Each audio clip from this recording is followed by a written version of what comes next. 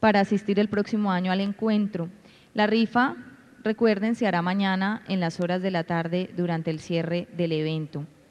Nuevamente les recuerdo que la puntualidad en la asistencia a toda la jornada académica será premiada con 2 tiquetes a San Andrés con todo incluido. Este también será realizado el sorteo mañana al cierre del encuentro entre las personas que ingresen puntualmente a todas las conferencias y se encuentren presentes en el salón de conferencias. Igualmente, la participación en todo el evento será premiada con 2 tiquetes a Isla Margarita. Este sorteo, como los demás, se realizará mañana entre las personas que se encuentren al cierre del evento. Continuamos con la jornada académica. Ahora quiero presentarles al doctor Julián Villalba, quien nos hablará sobre la calidad en las operaciones portuarias y el desarrollo de corredores logísticos. El doctor Villalba es licenciado en Química de la Universidad Central de Venezuela, MA del International Energy Economics de Fletcher School of Law and Diplomacy, Tufts and Harvard Universities, MS Technology and Police del MIT y PhD Engineer and Management del Massachusetts Institute of Technology. También fue ministro de Estado, presidente del Fondo de Inversiones de Venezuela en 1991-94. Actualmente se desempeña como profesor de IESA, coordinador de la Iniciativa para la Integración de la Infraestructura Regional de América del Sur, IRSA, y del Programa Andino de Calidad de Servicios Portuarios, Dirección de Políticas Sectoriales, Vicepresidencia de Infraestructura, Corporación Andina de Fomento, CAF. Doctor Villalba, bienvenido.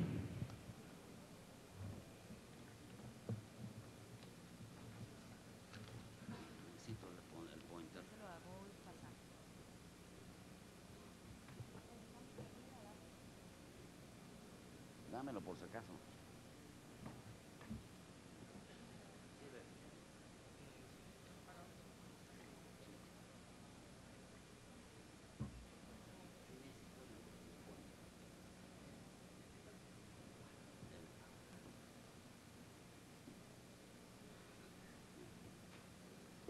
Muy buenos días.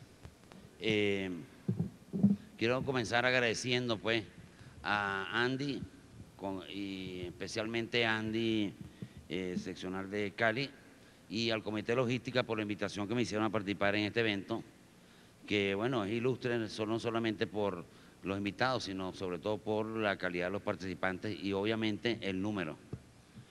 La perspectiva que voy a presentar respecto al tema de logística es la perspectiva de una banca multilateral que se llama Corporación Andina de Fomento.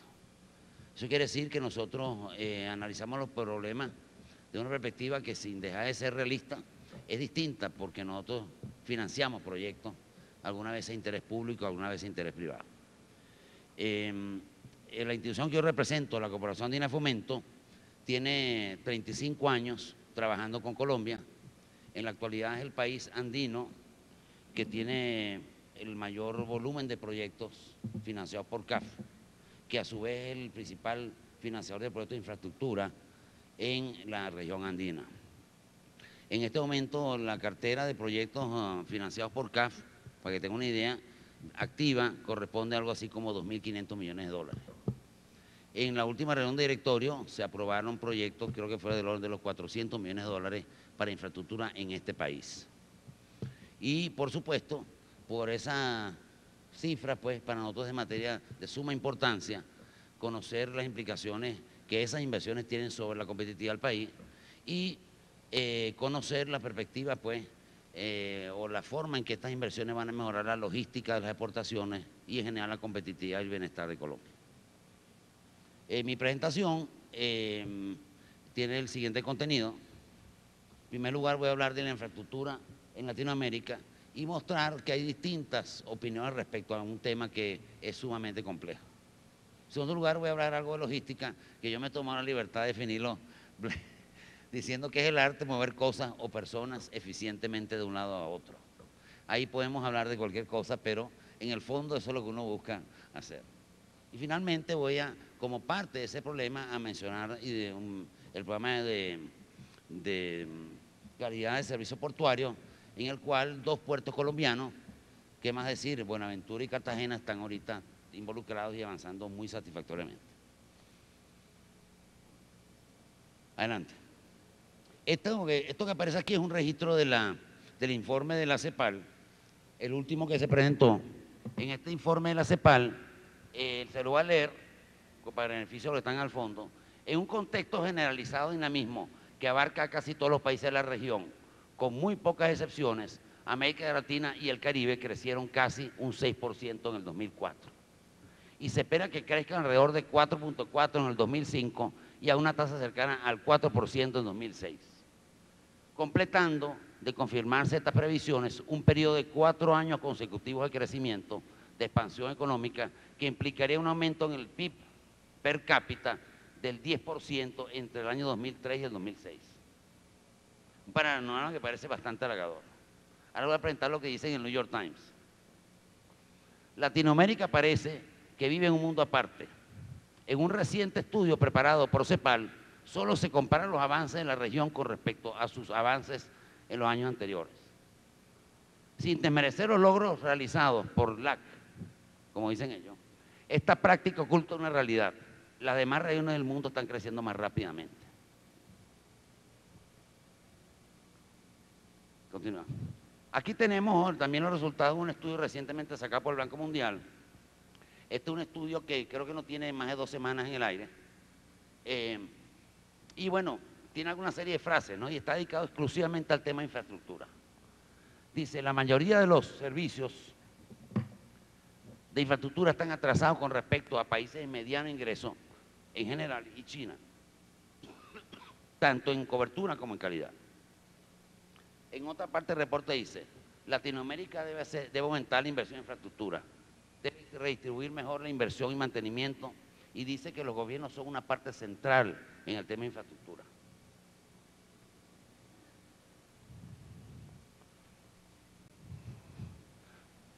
Aquí vemos un poco la situación. Esto que aparece aquí es un índice de capital, del capital invertido en infraestructura. La parte oscura representa la cifra correspondiente para los países, los 7 tigres asiáticos, es decir, China, Singapur, Malasia, Tailandia, etcétera, Taiwán. Y esta es la situación en el año 80. Latinoamérica tenía algo un poco más de 1, que es esto, y era exactamente 1 en el año 80 para este índice. Fíjense la situación en el año 2000, se ha revertido totalmente, y el tema es que los países asiáticos duplicaron la provisión de infraestructura en esos periodos. Esto tiene una aplicación en parte, ¿no?, en Latinoamérica, que es que cuando usted ve estas curvas que están aquí, la de azul oscuro corresponde al déficit fiscal y la otra corresponde a la inversión en infraestructura. Esto lo que nos quiere decir es que cuando hay un déficit, lo primero que cortan, ¿qué es? Infraestructura. Ningún gobierno políticamente consciente puede cortar gastos corrientes, salarios, etcétera. Y entonces, esto es lo que ha venido sucediendo. Como resultado de todas las crisis políticas, etcétera, y que fiscales conocemos, y los shocks económicos externos, se ha producido esta situación. Bueno, la inversión en infraestructura es interesante hablar un poco al respecto. En este momento, el promedio de inversión en infraestructura de América Latina y el Caribe, y Colombia no escapa a ese promedio, es aproximadamente el 1.8% del Producto Interno Bruto. En el momento más alto que se hizo, que se invirtió en América Latina, llegaron casi a 4%, y eso corresponde a comienzos de los años 90.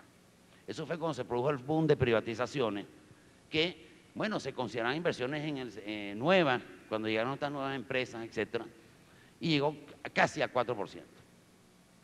Lo cierto es que el tema de la inversión,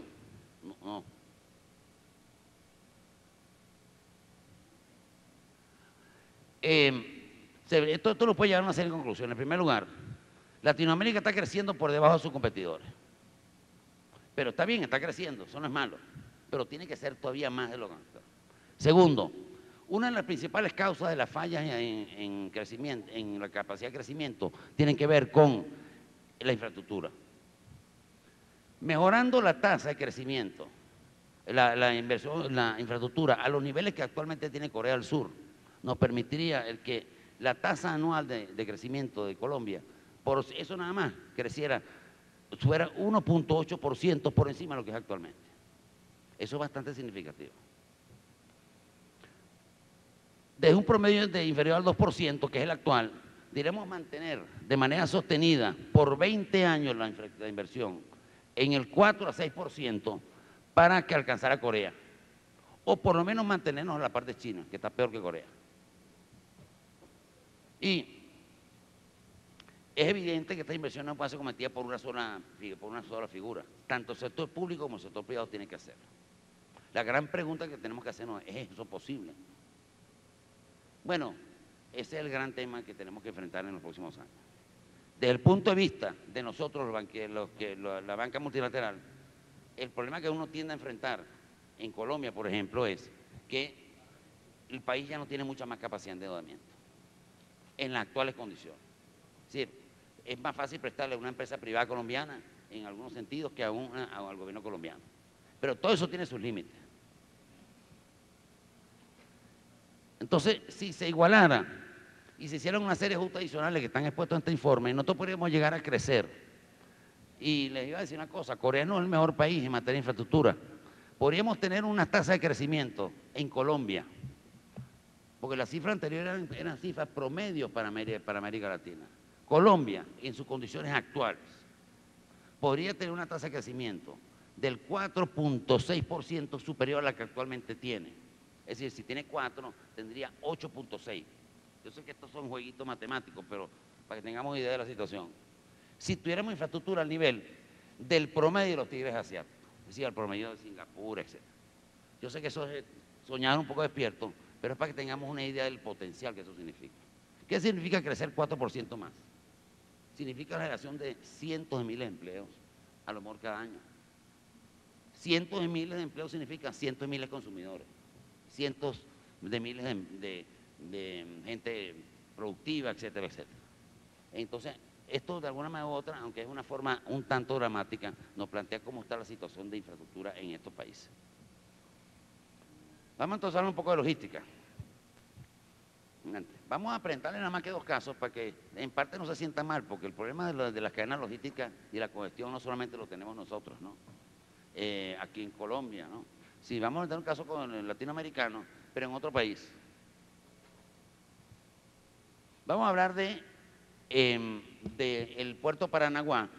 El puerto Paranaguá es un puerto que está ubicado aquí, cerca de la frontera con Uruguay, en la zona de Porto Alegre. Y esto que ustedes ven aquí es una zona que cubre a toda América del Sur. Aquí está el puerto de Antofagasta y Mejillones. Y esto constituye lo que nosotros llamamos dentro de la planificación de la CAF y de IRSA, que es una iniciativa que agrupa a la CAF y a IRSA, el eje interoceánico central. Esto tiene una de las zonas más productivas del continente. Aquí está la zona de Sao Paulo, un poco más arriba de Río de Janeiro, de modo que en este estado de Sao Paulo usted sabe hay una concentración industrial, de competitividad internacional. Las características de este puerto, para que se den una idea, este es un puerto que tiene unas distancias de hasta Nueva York, por ejemplo, de 5.000 kilómetros en millas náuticas. A Valencia, España, por ejemplo, tiene menos, está más cerca de Europa que de Norteamérica. Es un puerto que en materia de contenedores mueve 350.000 TEUs, aproximadamente lo mismo que mueve Buenaventura, ¿no? O Cartagena también. Pero lo que es impresionante de este puerto es el volumen de carga, que son 32 millones de toneladas. Para que tengan idea de la diferencia, Buenaventura mueve 7 millones, 8 millones de toneladas. Si me lo perdone el gerente que lo vi por ahí. Esto nosotros lo hemos analizado dentro de esta iniciativa que le dije yo que agrupa a CAF y al Banco Interamericano como lo que se llama el grupo de proyectos 3 del eje interoceánico. Nosotros hemos analizado este corredor porque es un corredor crítico desde Asunción, Paraguay, Ciudad del Este, este es el triángulo donde están las fronteras de los tres países juntos, Argentina, Brasil y Paraguay. Y todo esto que comprende una combinación de carreteras, de proyectos viales, de ferrocarriles, etcétera, de ferrocarriles,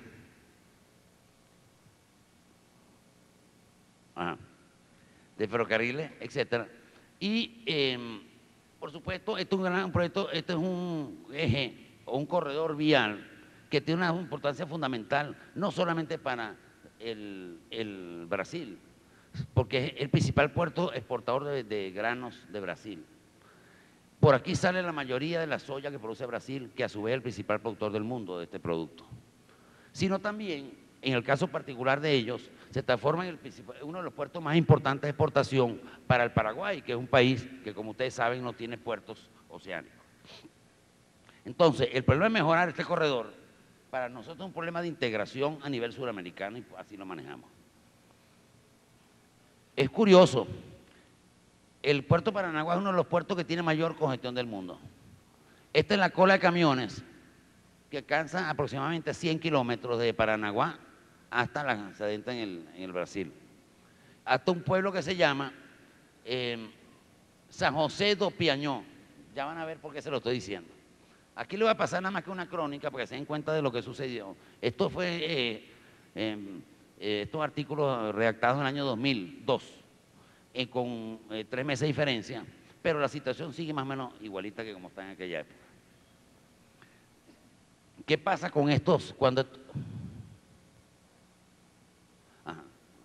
¿Qué pasa cuando estos señores, bueno, estos camioneros, pues pasan en una cola de 100 kilómetros, bueno, pasan semanas enteras, ¿no? Imagínense lo que sucede, ustedes tienen, bueno, perdonen la palabra, prostíbulos, bares, todo eso dedicado pues a todo ese poco camionero que no tienen otro sitio de dormir que es la cabina de la tractomula, pues, donde están, ¿no?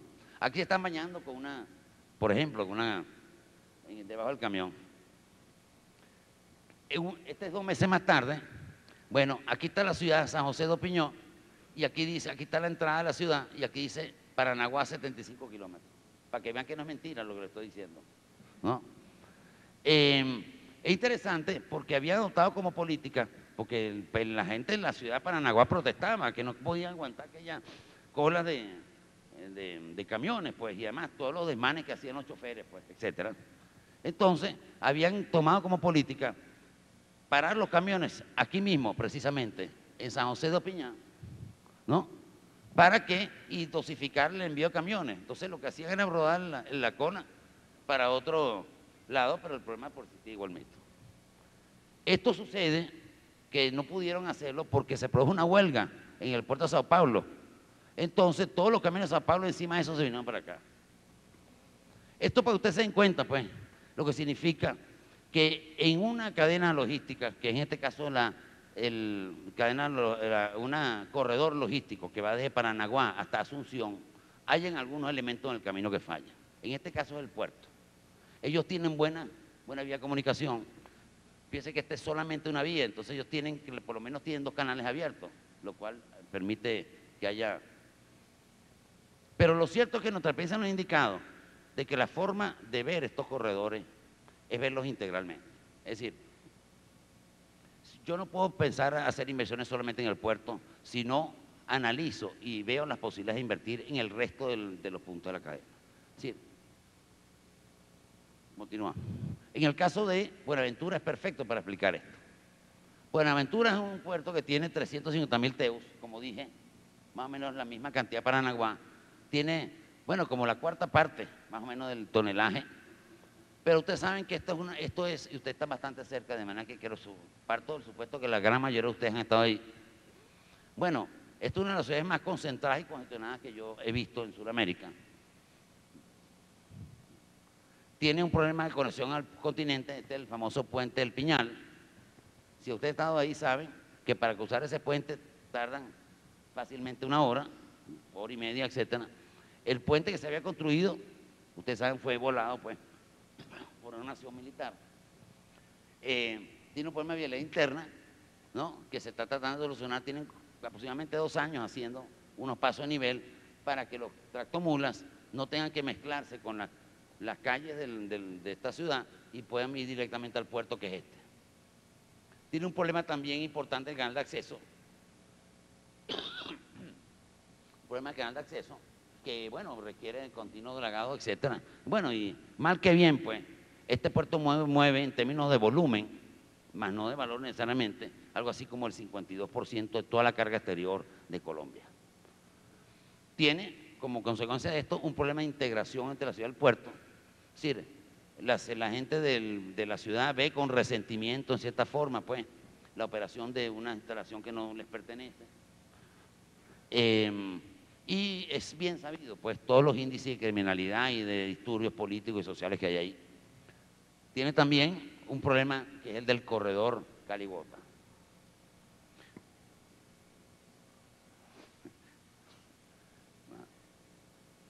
Lo que uno ve aquí es, primero, se está trabajando ahorita en esta vía. Segundo, este puerto ya prácticamente está llegando o llegó, está llegando a los límites de su capacidad, por lo cual se están buscando una serie de opciones.